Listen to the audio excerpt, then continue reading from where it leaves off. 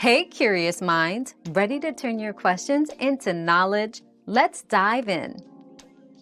Ringing in your ears after loud noise is a sign of temporary hearing damage called tinnitus. This usually fades within hours or days, but repeated exposure can cause permanent hearing loss. Protect your ears by avoiding loud noises, using ear protection, and resting your hearing. If the ringing stays or gets worse, see a healthcare professional. Our quest for knowledge never ends.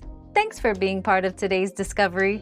Subscribe, like, and share to join us on the next one.